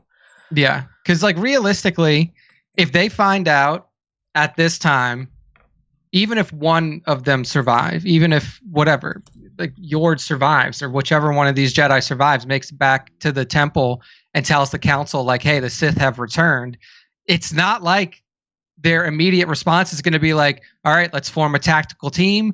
Let's go fucking hunt these people down and kill this cancer before it spreads. No, that's not going to be the response. Like, the response is more than likely going to be like, we don't believe you. Bro, how could you say this? It's been 2,000 years. Dude, you're so right. It took Yoda about 11 years to finally accept that, oh yeah, the dark side has returned. Because if you think about it, at the start of Phantom Menace, he's like, nah, fuck you, Qui-Gon. Bullshit. And he's like, oh, only two there are. Blah, blah, blah. But even then, he's like, he's not fully buying into it. They're not actively looking for the Sith. It's not until the Clone War starts at the end of Attack of Clones, he's like, hey, how about that dark side, man? That sure does cloud that fucking Force vision, doesn't it? Huh? Here we go. Yeah. So more than likely what we're going to see is an active effort on the Jedi's part to ignore suppress it. or ignore it. Because if your response was, we are as powerful as we've ever been in galactic history as the Jedi. Like, we are unmatched in terms of our ability to spread not only our message, but our influence. The appropriate response to one of your respected knights coming into your leadership chamber and saying the Sith have returned is to put together your best and brightest, a task force, and fucking go out there and find them, and take them out. Not to just speculate. Well, Qui-Gon, you don't really know, do you? Well, I did fight a guy with fucking red face paint. His face is all tattooed up. He's got horns. And by the way, he had a double-bladed red lightsaber. Red lightsaber. And he could use the Force. Cowl. It's weird. And he calls himself Darth Maul, kind of like they used to. I don't know, Yoda, but kind of hits all the marks for a Sith to me, pal. No. Yeah, unquestionable. But that's just like... We must wait 10 more years, Qui-Gon.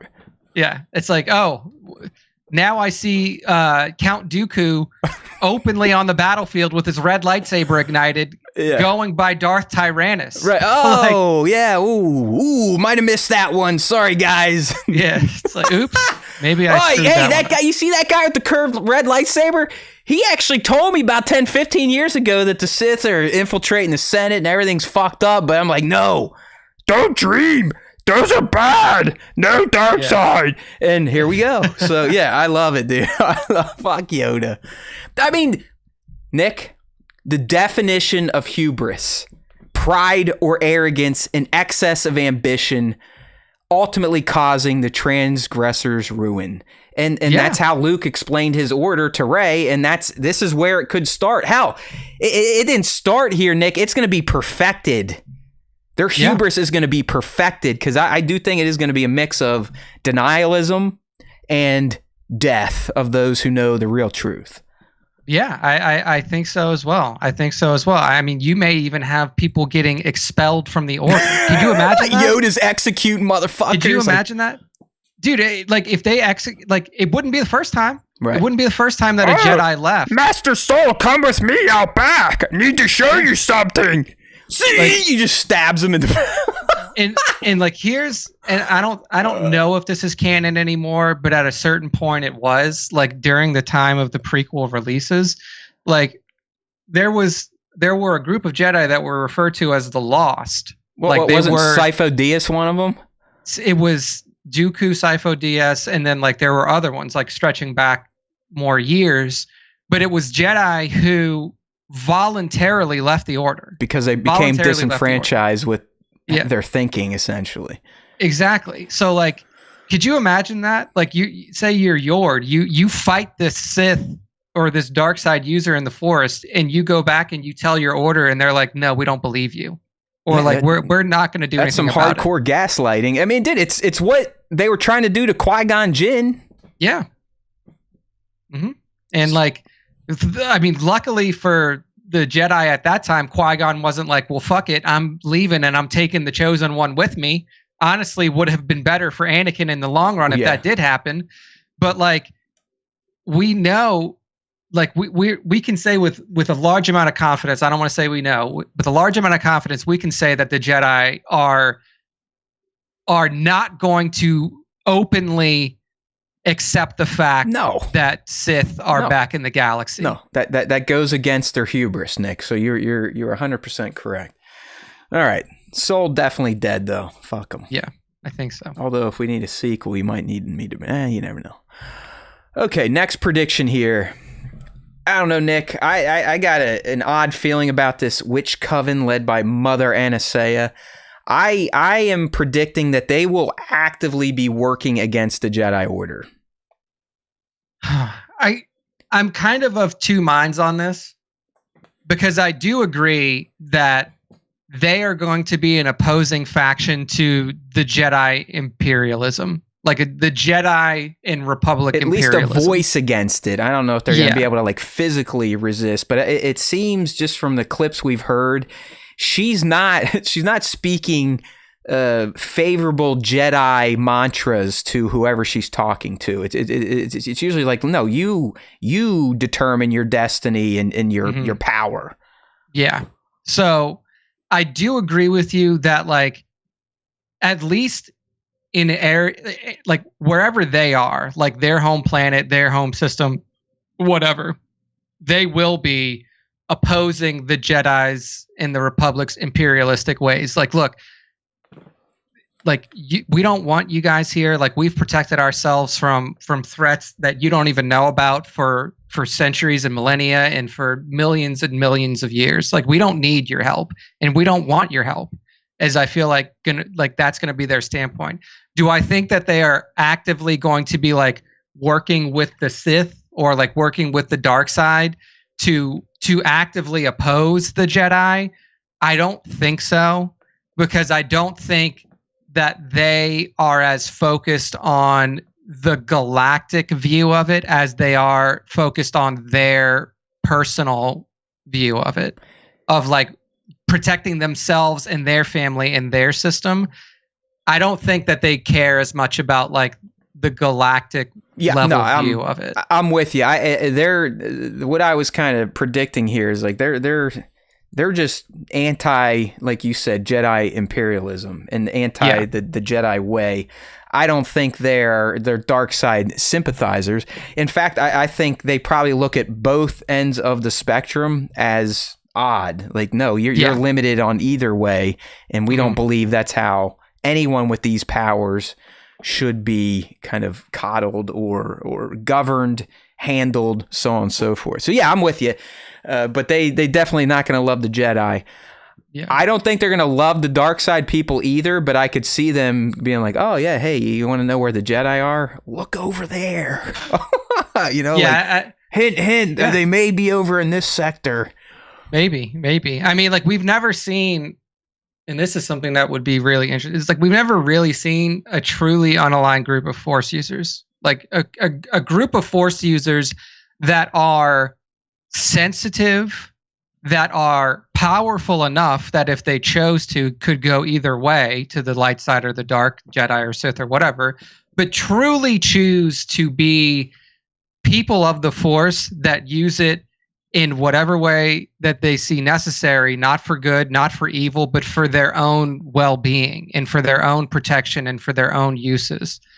And if that's what this group of people are, is like a truly unaligned group of Force users that are just like, yeah, like we can use the Force. Yeah, we are in touch with the Force, but we are not going to lend ourselves to either the light or the dark because we don't need to and we don't want to. Yeah. We want to govern ourselves. They don't prescribe to the extremes. And we never know like what these witches has. Is it a Force? Yeah. Is it a form of the Force? Is it more mysticism? Is it true magic? Who the fuck knows? They're definitely not just a basic humanoid, though. We know that. And like, I think what you said just now is something that a lot of people don't realize. Like you said, they don't subscribe to the extreme. And I don't think that a lot of people recognize that the Jedi are an extreme. Hell yeah, like, they are. Like they are an extreme they're in terms a religion, of like, man. I mean, they're like Catholicism, Judaism, you name it. And they are the people. I mean, they're borderline Taliban-ish. Yeah, like they are religious zealots that have just like been in power long enough in the galaxy for it to seem normal, for it to seem like, oh, well, every kid who is born with Force affinity should go to the Jedi because that Correct. Is what the norm has been shown. How could you rob the galaxy of another protector, you selfish parents? Yeah. And like, but it's been so normalized to us that like, oh, well, the Jedi are the good. They're not extreme. They're just, this is how all Force users should be is like the Jedi. But like they are the extreme just as the Sith are the extreme. And we have never seen the middle ever. We've never really seen a group or even a main character that truly is a Force user that sits in the middle. Nick, would you argue that Baylan was probably the closest by the time we leave him in terms of like the growth he had, hating the Jedi, not really being dark side, but being this new, I know we can't call him gray, but he kind of, he didn't lean either light or dark. Yeah. I mean, he's as close as we've gotten is what I'll say. Yeah. Where he's kind of doing it. He's using his powers to serve him and him only. Yeah. Like he's the closest that we've gotten for sure. And I do think that we'll learn way more about like what Baylan could have been in season 2 of Ahsoka. Just won't and be like, Rey, R.I.P. brother. Yeah, that's the tough part about it. Like we're yet to see how they really plan on handling that. But he's as close as we've come. And like, yeah, you could say that he strays maybe a little bit closer to the dark side because he is more militaristic and like he will kill for sure. Yeah. So like but you could definitely put him as close to the middle as All we've seen okay. anything yet. Yeah, that's kind of what I thought as well. You can't even include Shin because she doesn't even know who she is, and now that he cut her loose, she's definitely a wandering pup at this point in time. All right, next prediction coming at you real quick. The true dark side threat will not be eliminated. I mean, that's is like no shit Sherlock as it gets. But I think my point here, Nick, is Kylo Grin. He's not the real. And this kind of plays into your speculation, which I hope happens, that we will get the big reveal at the end. The true puppet master will be revealed, and it's not going to be Kylo Grin. Yeah, no, I 100% agree with that. I 100% agree with that. Because unless like something comes to fruition that I said previously, which was that we may not even like the dark side that we may see in this show may not even be the dark side that rises to ultimate power. Correct. In ROTS, you know, like I threw out a speculative point that was like, it's been 2,000 years since Bane instituted the Rule 2, and like the Sith have only functioned underground. And we know from previous written, legends stories that there were multiple people who had deemed themselves the new Dark Lord of the Sith prior to the rise of Palpatine at the end of ROTS. So like there is a possibility that like we're seeing one of these smaller factions, and this could like I'll expand on my thoughts right now to potentially get us to a point to where the Jedi could believe that the Sith were wiped out. So this is all speculation, brand new speculation for me. It could literally happen where this is an acolyte of a Dark Lord that is not Plagueis or Tenebris. This is a pretender Dark Lord that's out there that gets wiped out, that like they ultimately hunt down and kill. And then you could understand more from the Jedi perspective during the prequel trilogy, where they, during this show or during this period of time, they can confidently say like, but we wiped them out. Yeah, there's two of them. There was two. I counted it. 1, 2. Yeah, there was 2, and we killed both of them. I see. So this how is good. Could it be back? And then you really could understand Yoda's perspective during the prequel trilogy, where he's like, that we took care of them. Yeah, and there's only always 2. Yeah, but he doesn't know that because of the ultra secretive nature of the dark side, that the 2 that you wiped out didn't even know about. Yeah, it's like Plagueis. Yeah, like dark side users like, hey, you, Darth Nick, is it my turn or your turn to be the known 2? Oh, you? Yeah, okay, like okay. I'll wait a few more years. Go ahead, Darth Nick. I'll chill. So it's like that's very possible, because that was some of the stories that were being told, that like it was so secretive. It was so secretive that they didn't even know that there were other Dark Lords. Yeah, you can't have a secret order if everyone is discussing plans with everyone else. So yeah, I like that too. I think the other thing about Rule 2 that I think fucks everyone up is you think that there's only ever 2 dark side users in the galaxy. No, I mean there's true acolytes and zealots that just worship these fucks. I mean, see the Rise of Skywalker on Exegol. Dude had like a stadium full of sycophants in there, like moaning for him, all that shit. So yeah, I mean, like I said, Nick is just spitting some fire today with these speculations. Hopefully they ring true, right? These are predictions.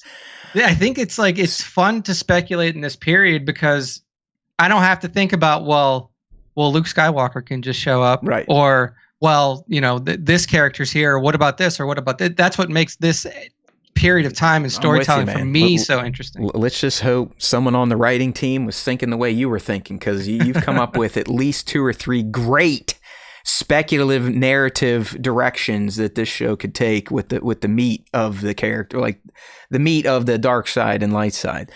I'm digging it. Well, we'll see what happens. And the next prediction, my friends, another one that Nick's going to love here. Yoda in his temple-only robes, meaning his white and golds. We're going to see the little green guy looking more regal than ever. And he's going to give Nick that little side eye he's giving right here on the live stream. If you happen to be watching this version. If not, don't forget, every time you listen to the podcast version of SWTS, there will be a moving images version on youtube.com/Star Wars Time Show. This one, Nick, I know I had my once. Clearly, I had Yoda on my mind today. It was very easy. That's why he's here. It's just easy to throw out there. I'm with you. I don't think he makes or breaks this show, but he does make sense to be featured. And if he is featured, he's not going out on missions, so he's going to be in his temple whites. Do you think that we get a conversation between Yaddle and Yoda? Ooh, now that would be because good. I mean, like Yaddle is she around? Like she should be, right? Like, yeah, you would think was she a new inductee? Like she was on the council, like in episode 1. Maybe we see them practicing for making Grogu a few years down the road. Yeah, maybe so. But Yaddle. I mean, like I said, there's really not much to talk about. about here with Yoda. I do think that we are going to get a shot of him in his whites. It just makes too much sense if we're walking through the temple. And you are correct. He doesn't have to be featured. He doesn't even have to have a speaking part, although he probably will if he's in it. This seems like a nod that fans are almost expecting. That's why I'm kind of throwing it out there, both as a want and a prediction. Yeah, I think it'll happen. All right. There we go, Yoda. You've had your turn twice, motherfucker. All right, Nick. In addition to Soul, May dies, or at least a May. Yeah, I think that this is going to happen because I think that this is the worst possible thing that the Jedi could do. The bad May? I think what's going to happen is that twin May's going to, main character May is toast. Because if main character May is really good, then when they kill her, not only have they now discovered like dark side users are out there, but they've also killed one of their own that they've either framed or was falsely accused. So how much more could they fuck up? Like if they kill May, who is good and didn't listen to her when she was like, it wasn't me and I have a secret twin or whatever the twist is, then not only have they gotten that wrong and they didn't listen in that respect, they're also going to go back to the council and tell them that the Jedi or that the Sith are back, and then the council aren't going to believe them either. Like, so this is going to be a show full of Jedi L's, and I think that killing May is going to be one of the biggest L's. A loss for you, a loss for you, and a loss for you, Master Yoda. Eat a dick. Yeah,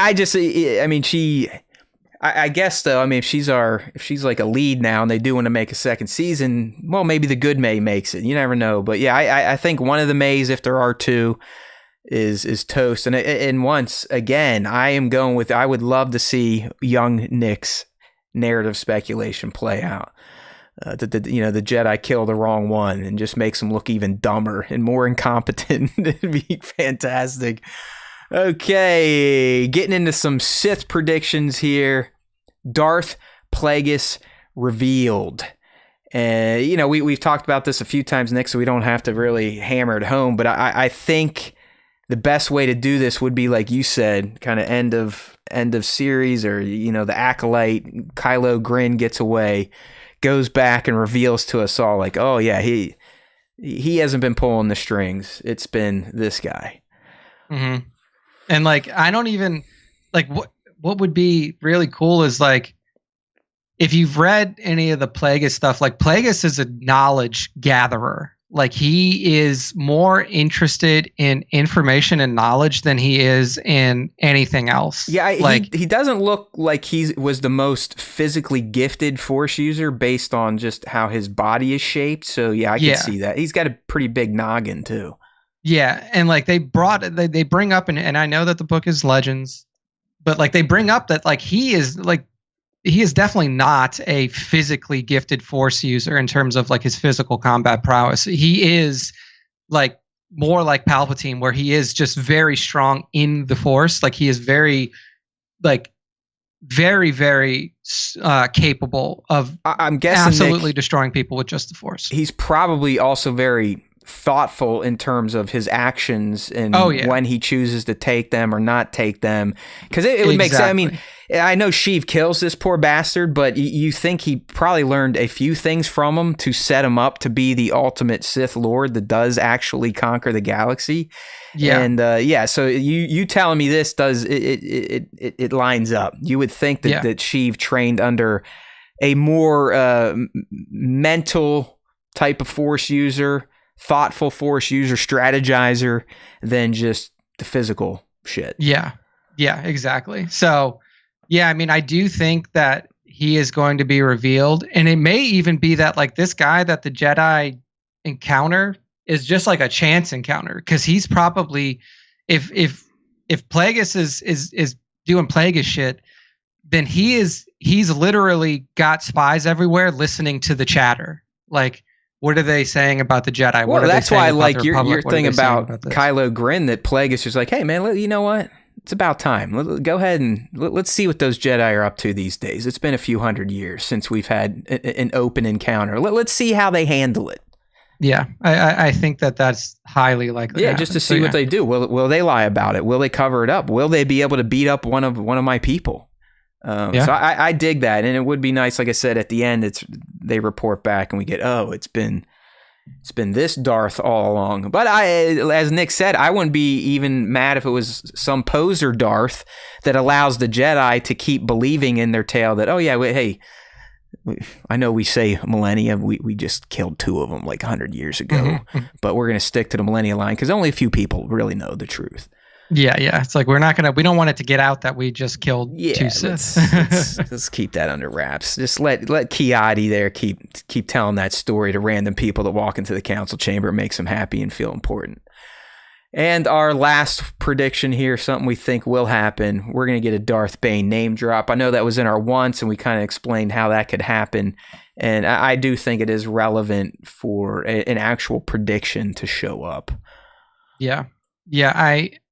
I think it's hard to do this series without it, because because where we are in the timeline and the story that's being told here is so dependent on his legacy that and like realistically, like the character of Darth Bane wasn't even created when the prequels came out. So like you can say like, well, why wasn't he brought up in the prequels then? Well, he gets backfilled in the Clone Wars, so they tried. They try to fill that in, but like because of how huge the net is of Star Wars storytelling, like he just wasn't, like the character itself wasn't even created before the prequels. But I think that now that he is, 1, canon, and 2, like very important to this particular story, I think he's got to be brought up. Yeah, man. Because, I mean, the father of the Rule of 2 in a show, called the Acolyte, which implies they're the number 2, or trying out or training to be the number 2, being tested to become number 2. Yeah, it makes sense, which means it's probably not going to happen.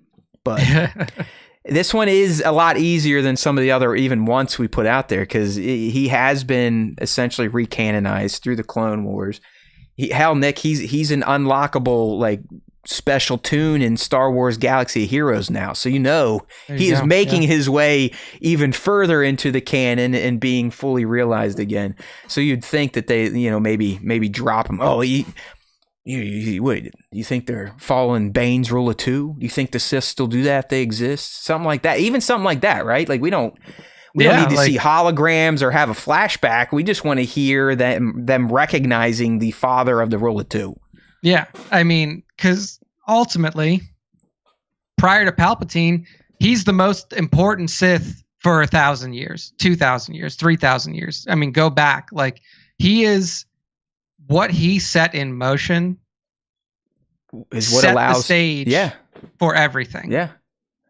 So I think it's almost necessary, but which again, I don't want to get into. That. we've said that a few times, especially during our Bad Batch once and predictions. Like, hey, you at least got to figure out how Wolf. No, you don't. Apparently, you don't.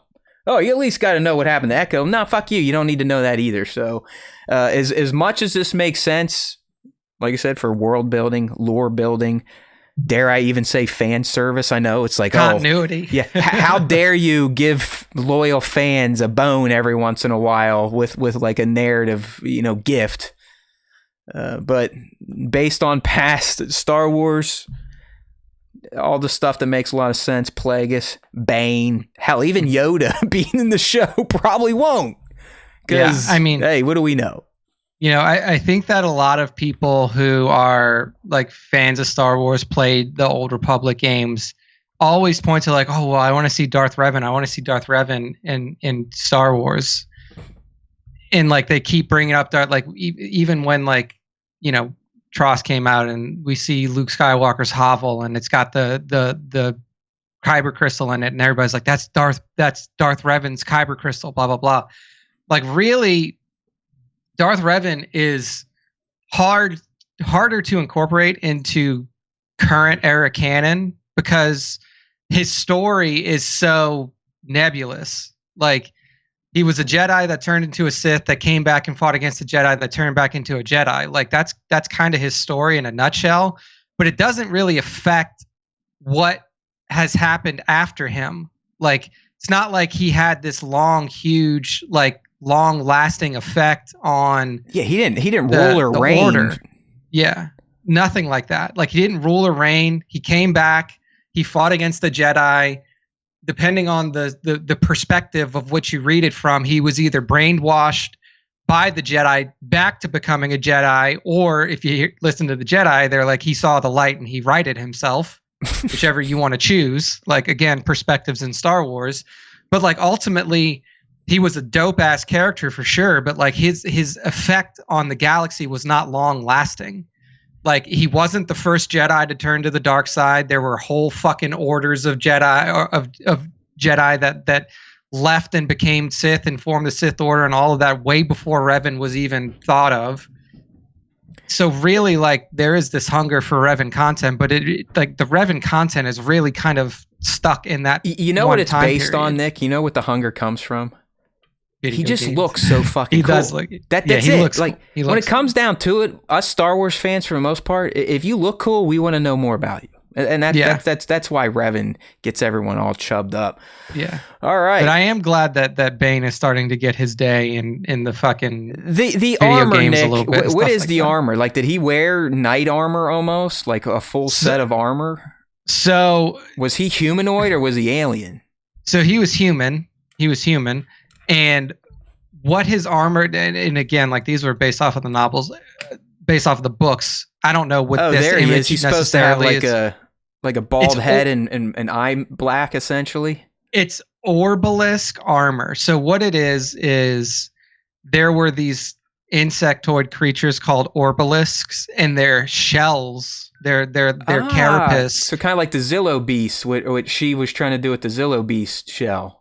Kind of was use it for armor for the troopers. Yeah, but what he did was like the armor that was on his body were living Orbalisks, and it was in the armor, like, their carapace is untouchable, like it can't be cut by a lightsaber blade. But what they were doing is they were parasites. They were constantly feeding on him, and like while that was like, sounds like feeding, a dark side user. Exactly. Like, it was feeding his dark side capability, but it was also ruining his body. And if you look at certain pictures of Bane, there's a cage on his head. And the reason why there was that cage on his head is because the Orbalisks were spreading across his body and he couldn't control them. So he had to build a cage around his head so they would not spread and cover his entire I'm looking face. at it now. That's fucking weird looking. Yeah. So like, holy shit, this guy's he's pretty far out. Yeah, like, he was a badass motherfucker. Like, he's one of my favorite characters that was ever written in Star Wars.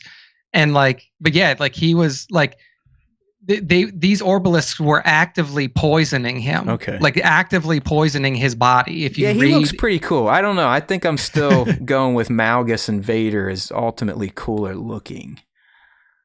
But yeah, I mean, he's a badass motherfucker. Hey, Bane, and I'm glad that there's a possibility that we get some more Bane lore here, because I do think that he would be very much appreciated. He makes sense for the content that supposedly is going to be coming our way next week, June 4, Disney Plus. Yes, back to Tuesday night drops. We have seen some rumors out there that certain movie chains may be doing the premiere in a theater. That would be freaking awesome. But you know where Nick and I will be on June 5. We will be right here, live again, in front of the SWTS membership, breaking down the first 2 episodes of The Acolyte. I believe... Again, I don't know if these listings are legit, but they had a movie listing, Nick, that showed a runtime for the first 2 episodes to be around an hour. I'm sorry, 2 hours. But we also heard Leslie and other people say that episodes are anywhere from 35 to 40 minutes. So I'm expecting what we're going to get next week, probably going to be around, 80 minutes total, I hope, for the 2 episodes. Yeah. And I think we're really going to be launched right into the thick of things. We're going to see the murder of Andara. We're going to see the capture of May. And I think from there, it's really going to kick into, over the next remaining 6 episodes, the true story, if you will, of the Jedi investigating why they are being threatened, why their order is being taken out, and who ultimately is behind it. Okay. Well, everyone, hopefully you enjoyed our The Acolyte Wants and predictions. And when the Acolyte ends, I believe mid or late July, we'll be doing our retrospective to see how well we did. Did the writing team listen to us? Were they able to feel and sense our thoughts and edit the already finished show? Only time will tell. We will be here every Wednesday live, 5 p, youtube.com/Star Wars Time Show, breaking it down, having a good time. So make sure to join up. And if not, you can always go to starwarstime.net and get access to the podcast platforms we send our live stream to. You can follow YouTube. You can read some of our content. You can check out some of my shorts, some of the other stuff I make up. Those are on YouTube as well. All we need you to know is there's always time for Star Wars Time. And if you listen to the Star Wars Time Show, the Force will be with you always.